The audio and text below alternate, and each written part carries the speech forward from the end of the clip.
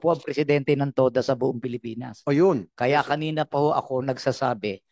Kaya po, 2016 pa itong batas na to ng motorcycle taxi, hindi natin maipasa because kami po ang kalaban. Mm. 'Di ba? Okay. Ngayon, narinig ko, sinabi kanina, kakausapin namin ng TODA. Kasama kami sa technical working group, Mr. Austria. Tinanggal nyo kami. Hindi nagkakagulo. Hindi paano kayo makakapasa? Lagi kaming kalaban nyo. Ang usapan, maghahatid lang kayo sa Cavite. Kainta, suburb. Hindi kayo dadampot. Dumampot kayo. Oh, shit! Ngayon, umaangal na yung mga presidente. Gusto na patayin kayo eh. Ay, wag na. Ito nga po yung naawat ko. Mananaksak na eh. Nagugutom na. Bakit mananaksak, sir? Kasi po walang kinikita dahil pati papunta sa umaga, dinampot na nila. Pabalik, wala na rin maisakay. Yun yung sinasabi kanina. Puro lang kayo pilot study. Dalubhasa na nga ako eh. Sa tagal ng pilot study, graduate na ako. 4 na taon. Magmamasteral na. Tapos nagtataka ngayon bakit walang booking, ba't naghahabal, ang tatalino natin sa gobyerno eh. Mas matatalino yung nasa kalsada. Kami yung nagsiservisyo eh. Andiyan pa rin yung panukala na yun, nananatili yung pilot run eh. Hindi ko malaman kung patalino tayo o pamangmang eh. Kung bago ka lang dito sa NTPH, maaari bang makahingi ng isang like at subscribe? At huwag kalimutan pindutin ang notification bell para ma-notify kapag may ganito tayong upload. Salamat kabayan! Yeah, Mr. Balagot. Yes, sir, Your Honor. Thank you And where are very you from, Mr. Balagot? I represent InDrive Philippines po. N-Drive. InDrive, yes po. Isa po InDrive. kami sa mga bagong accredited na transport network companies ng LTFRB. Okay. Unang-una po, maraming salamat po sa imbitasyon mula sa committee. Pangalawa po, nais lang din po naming mag-manifest ng aming posisyon regarding po doon sa pending measures natin on motorcycle taxis. We want to manifest that as a company, we fully support these measures as we believe that this will be better both for the riding public as well as the motorcycle taxi drivers as well, Mr. Chair. And lastly lang siguro, Mr. Chair, we would also like to take this opportunity to inform na kami po as a company, although right now, we are only operating in the four-wheel ride-hailing service, pero nagpadala din po kami ng liham sa LTFRB to manifest our intention to eventually na sana ma-allow din po kami na mag-participate into MC Taxi operations. Yun lang po, Mr. Chair. Maraming salamat po. Na InDrive charges 0% to 10%. Yes, Your compared Honor. to Grab's 20%. Yes, Your Honor. Totoo po yun. Sa ngayon po, wala po kaming kinakaltas na komisyon mula po sa aming mga partner drivers. Hindi pa po namin matukoy kung kailan talaga po kami mag-charge. Pero po, sa napag-usapan po namin, kasi po nakikipag-coordinate din po kami sa mga Drivers Association at nagkaroon din po kami ng pagkakataon na magkaroon ng Memorandum of Understanding with them. And it was stated in there na hindi po kami lalagpas sa 10% commission eventually kung magde-decide na po ang kampanya na mag-charge na po ng commission. Thank you. Okay, meron pa anybody? Oh, tatlo pa. Ito pala kanina kita si Mr. Ariel Lim, President ng MPTC. What does MPTC stands for, sir? National Public Transport Coalition. Mr. Chair, maraming salamat. Ako po ang presidente ng TODA sa buong Pilipinas. O yun. Kaya kanina pa ho ako nagsasabi. Kaya po, 2016 pa itong batas na to ng motorcycle taxi, hindi natin maipasa because kami po ang kalaban. 'Di ba? Okay. Ngayon, narinig ko, sinabi kanina, kakausapin namin ng TODA. Kasama kami sa technical working group, Mr. Austria. Tinanggal nyo kami. Ngayon nagkakagulo. Hindi paano kayo makakapasa? Lagi kaming kalaban nyo. Ayun. 'Di ba? Kunting pag-uusap lang na hiningi namin, bigyan nyo kami ng tamang capping. Hindi kami tumututol na nandiyan ang motorcycle taxi, Mr. Chair. Ang gusto lang namin, tamang sukat lang, tamang bilang. Yung ipinangako natin sa TWG, dahil kami ang nagreklamo, ang reklamo namin noon, habal-habal.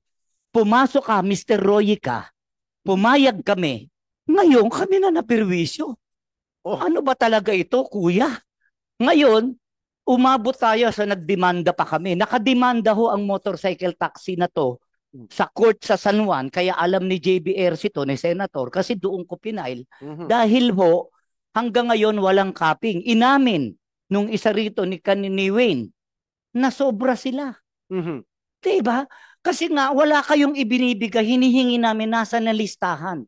Mr. Chair, pakitanong nga bawat isa sa kanila, nag-submit na ba sila ng listahan kung ilan talaga ang motorcycle riders?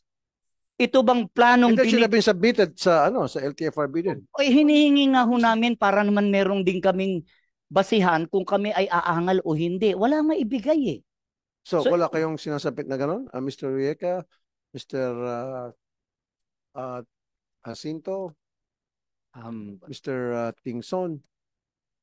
We submitted po to the technical working group the master list po, Mr. Chair. Okay. Mr. Lim, nasubmit na raw. yes, kasi po wala eh. Pag hinihingi namin, ang huli pong usapan namin sa Kongreso, sa Committee ng Transportation, bago maglabas doon sa mga probinsya, dumaan ho muna sa local government units. Dahil tinatamaan yung mga toda. Ang tanong nyo kanina, ba't sa Batangas nandun yung angkas? Kasi pumayag si Badong, yung presidente ko ng federasyon, di ba sir?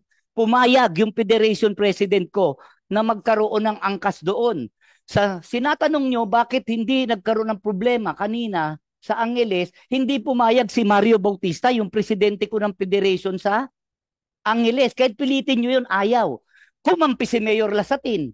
Kaya sinasabi ko na sa inyo. Magandang istorya ito. Eh lahat po, kasi po alam ko lahat yung nangyayari. Oh. Ngayon, bakit ang Maxim nireklamo, kaya naglabas ho doon ng papeles ang city government, parang persona ng grata ang Maxim. Kasi naglabas ng Maxim doon, hindi nagpaalam, nagalit yung mga toda. Ayun. Ang tanong ko ngayon, bakit ang Maxim tumatakbo pa rin? Ba't hindi nyo isanksyon tanggalin? Kasi ang tagal ko na sinasabi. Then, tapos na po yung ating pilot program. Bakit nagdagdag pa tayo sa Region 3 and 4A? Eh pag pumasok ng Bulacan, may Kawayan, pumasok na Region 4 lang yan, dito lang sa may Santa Rodriguez, Montalban, 'di ba? Dito sa Cainta, Taytay, papasok din sa Metro Manila. Ba't di nyo lagay sa Bicol? Ba't di nyo lagay sa Region 8 yan? Tacloban, ba't di nyo ilagay? Bakit sa 4A nyo, 3 ninyo pinipilit? Mr. Lim. Naiinis na po ako kasi pumapasok na eh. Alam nyo, ang tagal ko na nirereklamo, Metro Manila po, kasama po ako sa original complainant dito. Ang usapan, maghahatid lang kayo sa Cavite. Cainta, Suburb, hindi kayo dadampot, dumampot kayo. Ngayon, umaangal na yung mga presidente, gusto na patayin kayo eh. Ay, wag na. Ito nga po yung naawat ko, mananaksak na eh. Nagugutom na. Bakit mananaksak, sir? Eh kasi po walang kinikita dahil pati papunta sa umaga, dinampot na nila. Pabalik, wala na rin maisakay. Yun yung sinasabi kanina, dapat regulated talaga. Kasi, Pag meron toda, wag nang payagan. yan ho ang sinasabi ko. Taxi. So para mabawasan yung inis mo, sir, ang sasagot yan si Attorney Guadis. Sige, Attorney Guadis. Thank you again, Mr. Chair. Actually, we have submitted a report, but for lack of material time, we will just say it now, sir. Base po sa aming pag-aaral with the respondents, about 6,000, ang tanong po namin is, kung hindi ka sasakay ng MC taxi, ano ang alternate mode na sasakyan mo? 48.34% said jeepney. 5.37% said tricycle. So in effect, ang tinatamaan po nitong MC taxi is not the tricycle. It is the jeepney. And we have data for this. We understand tinatamaan din sila because the MC taxi takes, but the person or the entity that's more affected is the jeepney. Yung number 2 na sabi naman nila, bakit merong mga inisyong mga accreditation? This was during the time. Who did the survey, Attorney Guadis? We did the survey on about 633 respondents. This was the report that we submitted to the lower house and to the Senate as part of our report, sir. Who did the survey? Anong pangalan ng company? Is it a legitimate company? Is that a company that I would say can be trusted or may credibility? Mr. Chair. Kasi I'll tell you why, Attorney Guadis. Kadalasan ng mga tao na nagpapasundo ay sa mga sulok-sulok sa loob ng mga subdivision, sa mga lugar na kung saan hindi dumadaan yung mga jeep at tricycle ang nagpo-provide doon, TODA. So para sa akin, malaking epekto talaga sa tricycle. Of course, apektado yung mga jeepney, pero di ba nagpapasundo, di ba? So kung nagpapasundo yung mga pasahero, syempre hindi sila doon, hindi sa dinadaanan ng jeep. Kasi kung dinadaanan ng jeep yung kanilang bahay, o di na sila sasakay ng motorcycle, taxi, mahal, yung jeep dumadaan na mismo, convenient, paparahin ko na lang. Kaya sila nagpapasundo kasi walang dumadaan na jeep doon. Kasi kung hindi tricycle lamang ang pwedeng dumaan sa kanila. So that's why, having said that, apektado talaga yung mga tricycle drivers dito. That's why I still want that implemented, yung napag-usapan natin, si Yusek Ortega ng DOTR, na pag-aralan nyo kapag meron ng TODA sa isang lugar, iban na doon sa rotang yon ang pagpasok ng motorcycle taxi. Parang sa gayon, everybody happy. Yung Yes, mga we will tricycle do drivers that. natin naman maging maayos ang kanilang hanap buhay. We will do that, Mr. Chair. Anyway, this is just a pilot study as format. So as soon as we get here, as soon as we finish this hearing, sir, we will reformat it. That would ban MC taxi in other areas. But as of now, Mr. Chair, talagang may stop na ho kami sa accreditation ng motorcycle taxi. Okay, thank you. Alright, meron pa gusto magsalita?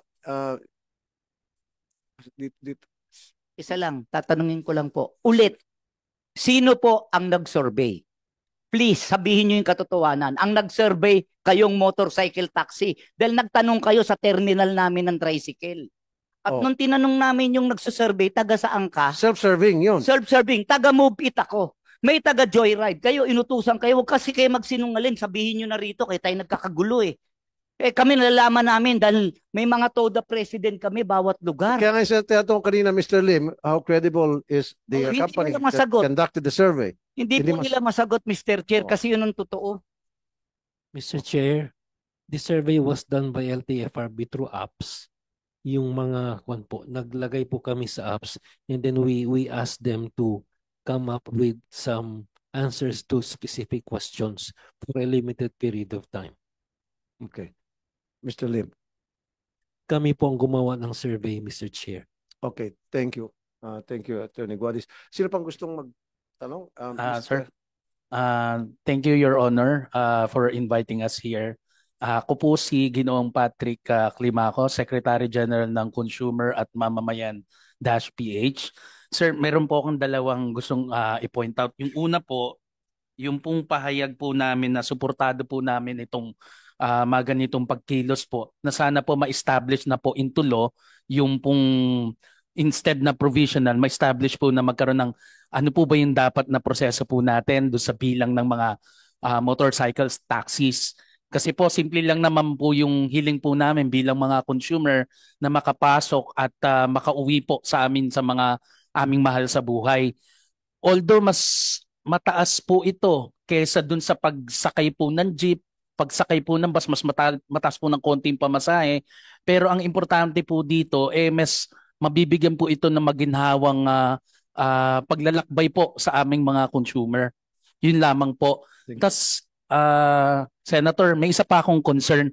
Since naandito naman yung big three na motorcycle taxis, sir, kanina pinoint out nyo na nagpapatay sila, nagla-log out dun sa app pagka rush hour o kaya maulan.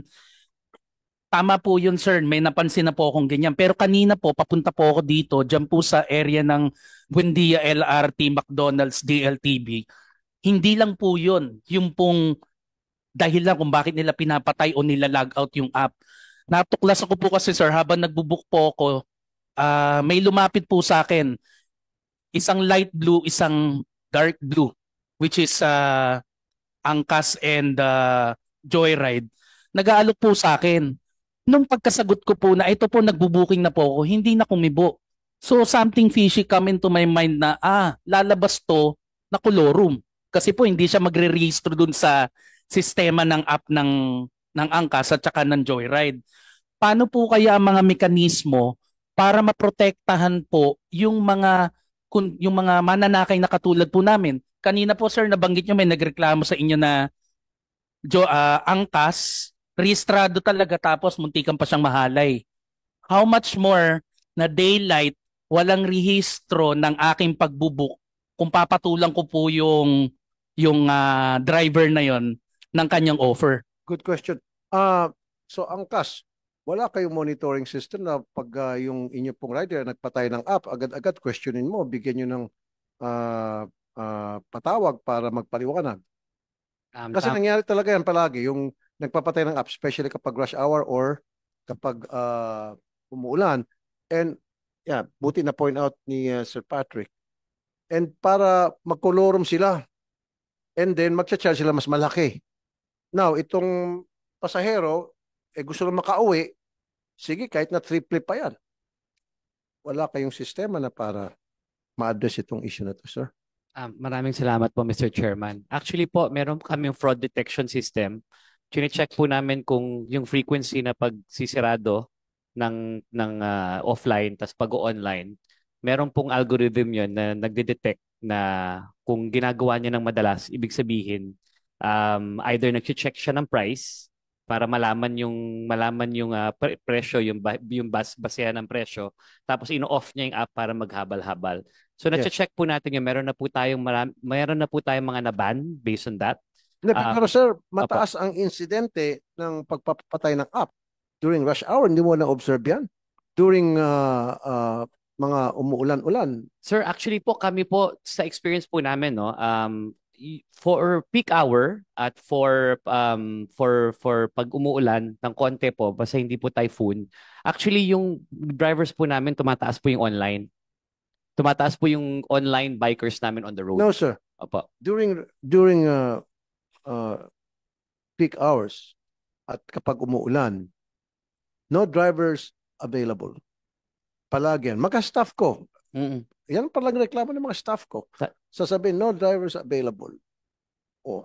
Tama po yan, sir. Kasi maging sa Grab, ganun din. Pinapatay yung apps. Di ba? Ito si Mr. Baka may kasagutan si Mr. Malungsod. Sir, amin na kami, sir. Ha? Sa tagal kasi ng pilot run, gumugulang na yung mga rider. Ang tagal nyong i-regular to, gawing batas to, nakakaisip na yung rider ng bagay na papabor na sa kanila. Aha. Ang tagal na kasi ng panahon eh. Nakikita namin, 2017, 40 pesos lang ang gasolina. 50 hanggang 60 na ngayon. Hindi naman tumaas ang per. Ngayon, ang mindset ng rider, magulang kayo . Mga malalaki na yung kumpanya, di pa kami kikita sa inyo ng libo. Ang ginagawa ng rider, nanggugulang na rin. Gulangan. Total, di nyo naman kayo mahuhuli. Puro lang kayo pilot study. Dalubhasa na nga ako eh. Okay. Sa tagal ng pilot study, graduate na ako. 4 na taon. Magmamasteral na.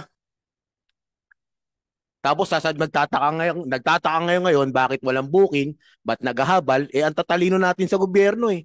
Mas matatalino yung nasa kalsada. Kami yung nagsiservisyo eh.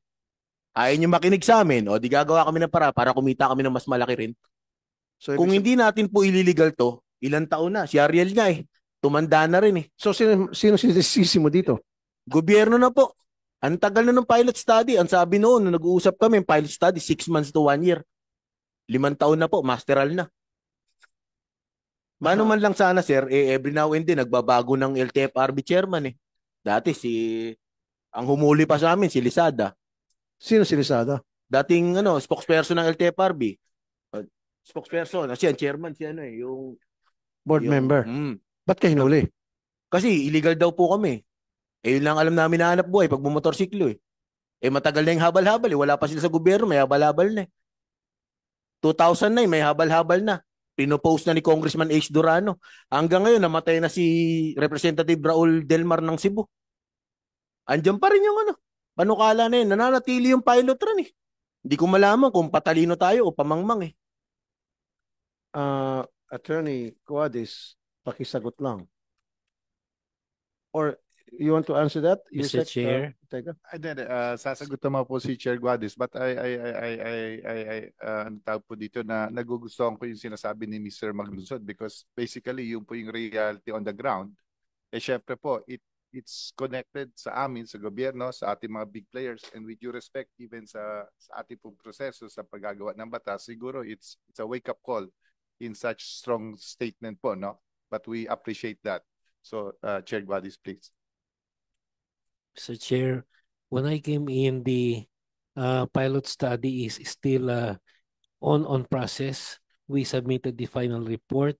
Both houses, Committee on Transportation for both high Senate and the lower house. When was it submitted? We submitted the report to your office, I think, about 3 or 4 months ago. Then, under the chairmanship of Senator Grace Poe, the committee report for the we will submit now if Can you resubmit it to us? yes, of course, Mr. Chair. To me, to my We office, have an because I'm the new available chairman? copy. Yes, Mr. Chair. Okay. The version for the lower house was submitted. In fact, the lower house had already passed the bill on its third and final reading, and then inaangat na po sa Senate for the Okay. disposition of the Senate. So ang bola ho ngayon nito is in the Senate, Mr. Chair. And Okay. if you haven't received one, I can give you one today. I have Okay. a soft copy which I can furnish Mr. your office. Maglunsod, thank you so very much for raising that issue. And I didn't know na may problema din pala dito sa side ng legislative, yung paggagawa ng batas at nasa Senate. And bago lang po akong chairman ng transport. So baka na-overlook lang yon. So I'll look into it. I'll make sure na the ball will start rolling again. Liwanag ko lang, sir, kasi dati pumasa na yan sa Congress, 17 Congress, pasado sa Congress.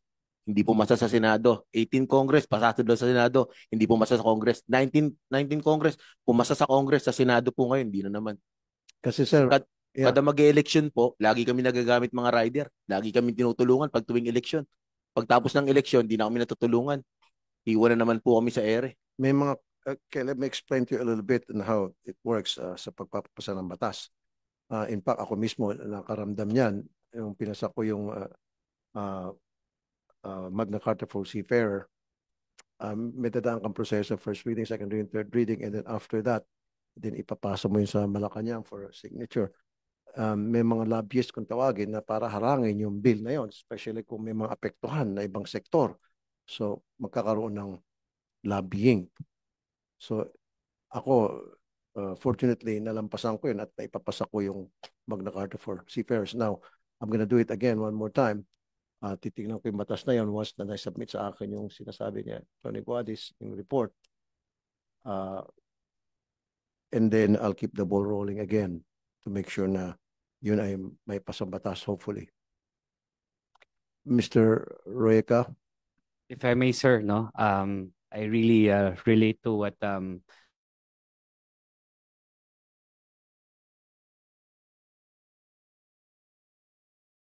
doon ng gobyerno. 2017 nasarado po kami. 2000 natapos, we went to the courts, we got injunction, then umabot po sa Korte Suprema, then napapayagan po kami ng 2018, nasarado po kami ng 2019 ulit, napayagan po kami ng 2020, nagka-pandemic naman po.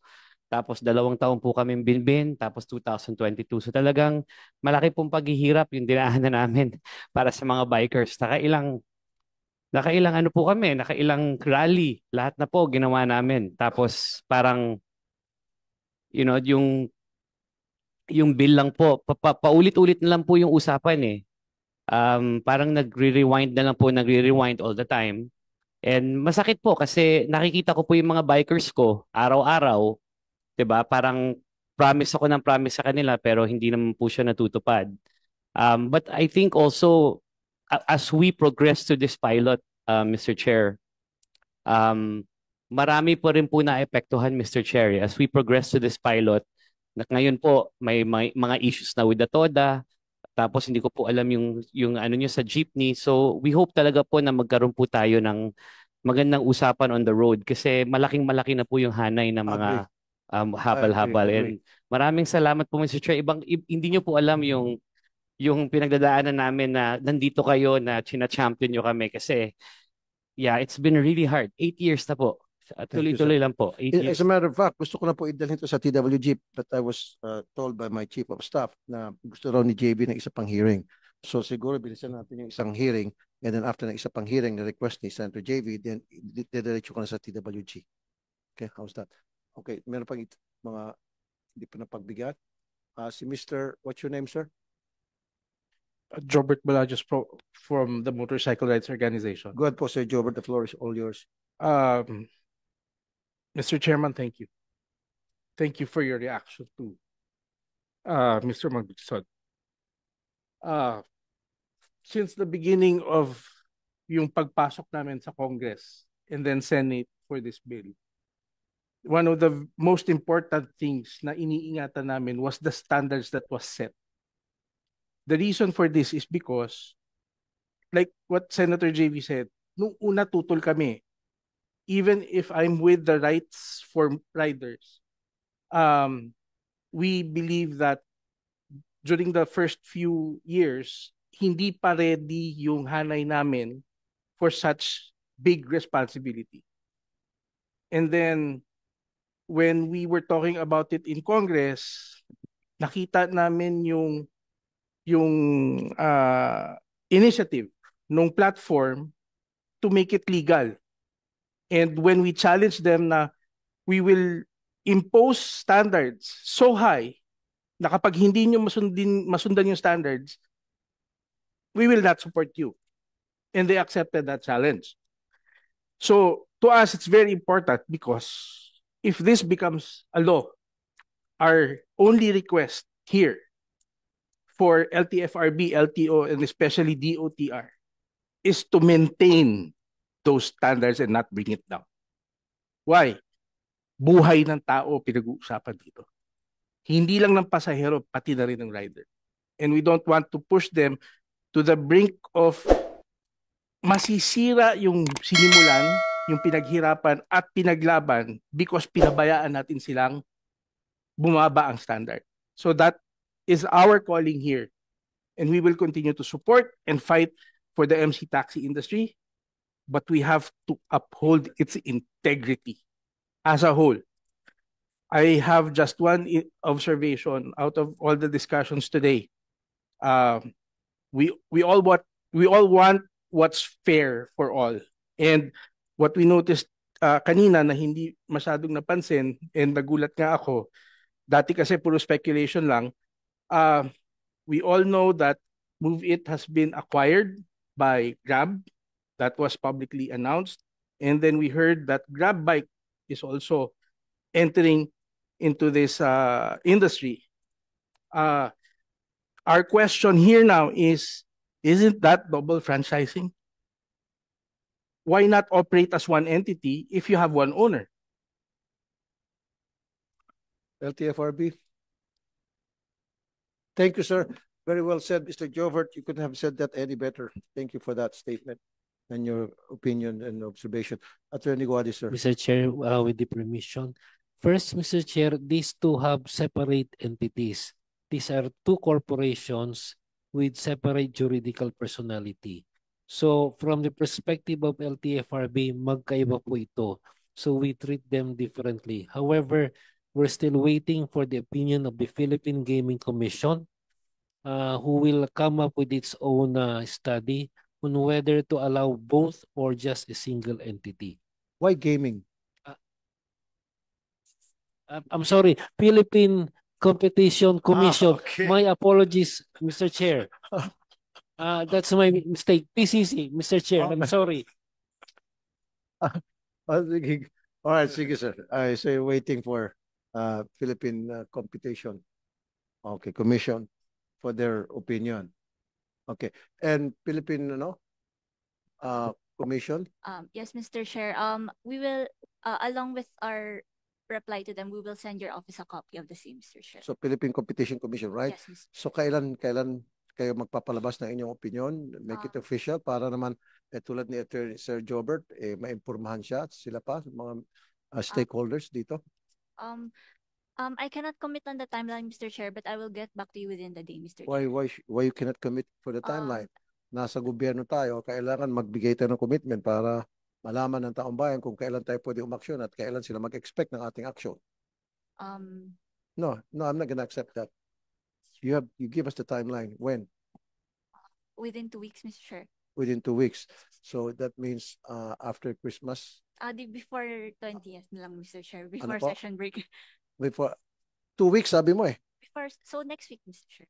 Also Before- next week, before 1 week. 20th. Very good. Okay, so after 1 week, we'll get back to you to make sure na ma-fulfill mo yung promise mo sa amin. That's, ganun ka dapat magtrabaho. Ganun dapat tayo sa gobyerno magtrabaho. Hindi yung we cannot commit, hindi pa namin alam. No, as soon as possible, no, that's not acceptable. Dapat magbigay kayo ng araw o date, time frame, para kapag dating ng araw na yon, babalikan ko kayo at hindi nyo nagawa yung trabaho, tatamaan kayo sa akin. Ganun lang dapat tayo magtrabaho, right? Para sigurado. Alright? Okay. Meron pa gustong isang Mr. Chair. si Mr. Jobert again, one more time. Last follow-up po, sir. In our observation kasi during the time of the first TWG, where myself, Mr. Ariel Lim was also a member, during those times, plansado yung mga problema eh. Before we even before a decision is even passed. Hindi ho namin sinasabi na kailangan nyo kami, but it's very comprehensive that everybody involved or has something to say, at least logically, is part of the team helping legislation to build the right law. Noong time ho na yun, hindi ho kami nagkaka-encounter ng mga ganitong problema. May I also request But then, sir, what I can promise you, Mr. Jobert, sa darating na TWG, I'll make sure na kasama ka doon. yun po ang gusto kong sabihin. Thank you, sir. Thank sir. you. I give you my word. Salamat, May Mr. assurance. Chair. Okay, thank you. Ikaw naman, Mr. Yung sa dulo, kanina pa nag-raise na hand. What's your name, sir? Good afternoon, Mr. Chair. Ronald Gustilo po from Digital Pinoys. Go ahead. Una po nagpapasalamat po kami na naimbitahan po kami. Alam niyo ho, kagaya ho nung iba pang mga stakeholders dito ay meron ho kaming mga naging problema ho no sa pakikipag-ugnayan sa iba't ibang ahensya. Para mabalikan ko lang, sometime in July, kami pong yung grupo po namin ay pinatawag ho ng LTFRB because doon ho sa mga complaint na final ho namin no against regarding accidents sa Move It and regarding doon sa issue ng overboarding. Overboarding meaning yung TWG ho kasi merong sinet na cap kagaya ho ng binabanggit kanila nila Sir Ariel. Pero doon ho sa hearing na ipinatawag ho ng LTFRB, nabanggit ho nila na sila ho mismo galing ho sa kanila na yung Move It ho ay nag-overboard. If I'm not mistaken, during that time, July this year, ang allocation lamang ho ng Move It sa Metro Manila ay 7,000. Pero ang isinabmit ay 17,000. Meaning to say, meron hong 10,000 unit na overboarded, which is, short to say, kolorum ho dapat yon. Kasi lumagpas ho sa capping. How did you know about this, sir? Paano mo nalaman? Ito ho ay binanggit ho nung hearing ho namin sa LTFRB. At ang nandun po si Chairman Guadi, si Attorney Austria. So, ang tanong ko lang ho, So, sumobra ng 10,000. yes po, sumobra ho ng 10,000 at the same time, meron ho kaming kine-question na allocation sa Cebu, yung kine-question namin yung presence ng Move It sa Cebu.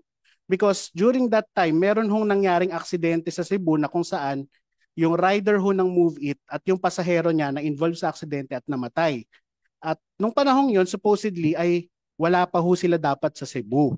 So kami ho, anong ba na ho ngayon, Disyembre na ho ulit, nagtataka ho kung ano na ho yung nangyari. Kung pinapayagan pa rin ba ho nila, yun hong mga overboarded na riders. Pero don't get me wrong, gusto ho natin ng kabuhayan para sa lahat.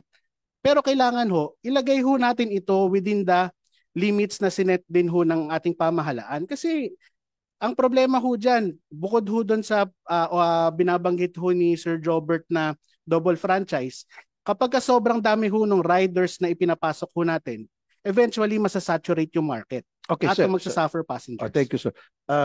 Mapapabilis tayo. Attorney Guadis, so itong issue sa overboarding, na-address na ba ito?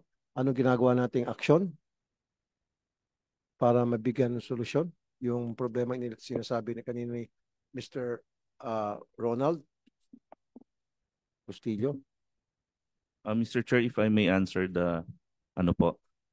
Tama po, last July we had a meeting with Sir Ronald regarding po sa mga various complaints with respect to a particular TNC.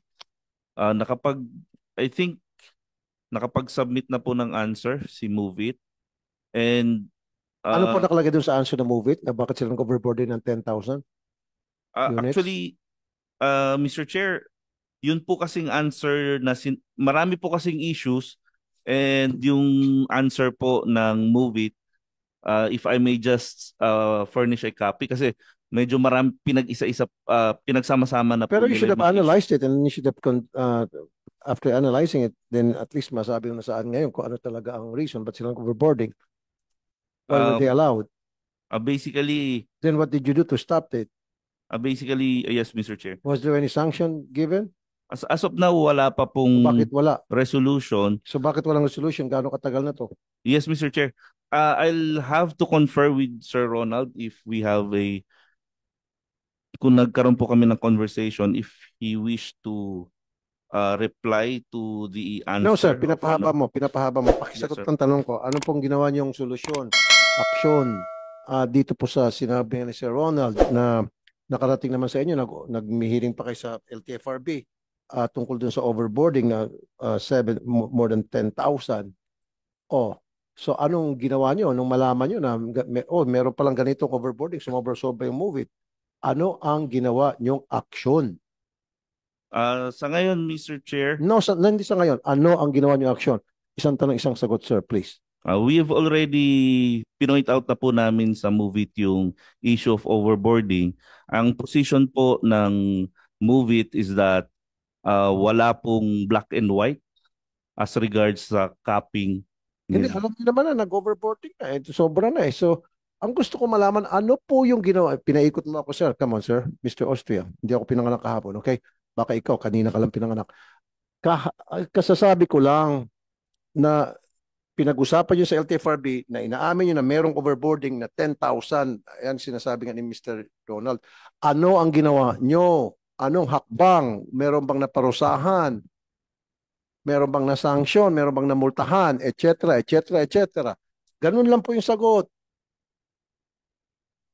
Mr. Chair, may I now be recognized? Go ahead, Attorney Cortes. Knowing what happened, may I ask the chair to give me 1 week to review the file, and if warranted, I promise you, Mr. Chair, the necessary sanction will be imposed. Thank you. So, I'll give you 1 week. 1 week is when? Of course, Mr. Chair. That would be, if today is Tuesday, that would be next Tuesday, Mr. Chair. You'll have our report with the appropriate recommendation for the appropriate sanction. Thank you. Yan ang gusto ko. Thank you, Mr. What's your name again, Sir Ronald? Ronald Gustilo po. I salute you, sir. See, kung hindi pa Thank you nagsalita po. si Sir Ronald, hindi pa natin maangkat ng mga baho rito. Sino pang gusto magsalita? May gusto expose na baho? Mr. Jopet Season? Wala pong expose, sir. Si Jopet Season po, sir, dating chairman ng Quezon City Tricycle Franchising Board at nagbibigay representasyon din po sa Batasan Toda at Luzon Toda. Yes, sir. Kaya po, manifestation lang, sir. Position po natin tungkol dito sa pinag-uusapang batas na MC motorcycle taxi. Yung mga binanggit po ng mga kasama natin sa Toda, sinusuportahan po natin yon at mas naipresenta po nila ang posisyon kesa po sa aking ipipresenta, kaya sumisegundo po kami sa posisyon po nila. Ngayon po dun sa proseso, nakita po natin bilang dating chairman po ng franchising board, na alam po natin na mas alam ng local government unit ang sitwasyon sa baba, lalong-lalo na sa tricycles. Kung ang pagbabasihan natin ng route measure capacity ay yung 633 na respondents na tulad po ng sinabi ninyo, hindi po sapat yon, sir. Pagka po sa local government unit, mabibilang po niyan kung ano ang pangangailangan talaga sa baba. Kaya po sa aking palagay, sumisigondo po ako na magandang ma-devolve na rin po ang pagbibigay ng prangkisa sa local government units para po matutukan, para magkaroon ng record. Kita po natin, medyo nahihirapan po ang LTFRB na makakuha ng record at ma-monitor ang pangyayari sa baba. Kaya po sumisigondo po kami dun sa devolution. At kung hindi po kaya sa framework, baka naman po pwedeng makonsulta yung ating local government. Mr. Cesar, Apo. gusto ko yan, magandang idea yan. Pero sagutin mo na itong katanungan ko dahil hindi naman lahat, meron ako tatanggap na reklamo kapag dinevolve, katulad yung ganung responsibility, yung pagbibigay ng prangkisa sa LTFR, sa local government, kino-corner ni Yorme, kino-corner ni Vice, kino-corner ni Councilor, ibibigay doon sa kanilang mga kaibigan, kamag-anak, o paano yon? Ang kagandahan po sir sa local government unit, umuupo po ang representatives ng TODA sa franchising board. Okay. Hindi po tulad ngayon na tinanggal Hindi, po siguro ang sa inyo, sa Batangas, hindi. Pero may mga lugar na ginagawa. Hindi, wag niyo po akong gawin sinungaling dito, Honorable Councilor. Nangyayari yon sa ibang lugar. Siguro sa inyo wala. O I don't know kung talagang wala. Pero marami ng lugar na napupunta doon sa local executive na napapaboran yung mga kanilang mga kamag-anak, kanilang mga kaibigan. Hindi maiwasan yon. Di ba? So, yun yung dapat itakal din natin. Sige, payag ako sa ma-devolve sa LGU. Pero pag-aral mabuti na para ma-protection na naman talagang masiguro na maayos yung pamamalakad at hindi yung maging hawsyaw-hawsyaw lang. Diba? Okay. Mr. Chair, paalam ko lang po sa inyo, may Magna Carta for Tricycle na po na nakapasa na po sa Kongreso. Magna Carta for Tricycle Driver. Dahil nga po umangal kami na napupoliticize kami. Inaantay na lang namin po ang pag-transfer sa inyo. Ito po sige, ay abangan ko po approve yan. na po doon. Okay, abangan ko po yan kasi sasaluin ko po yan dito sa Senate. Opo, salamat po. Thank you po. All right. For lack of material time, may I direct all other resource persons to submit your position papers to the committee. If you have, in the meantime, and for the meantime, this hearing is hereby suspended.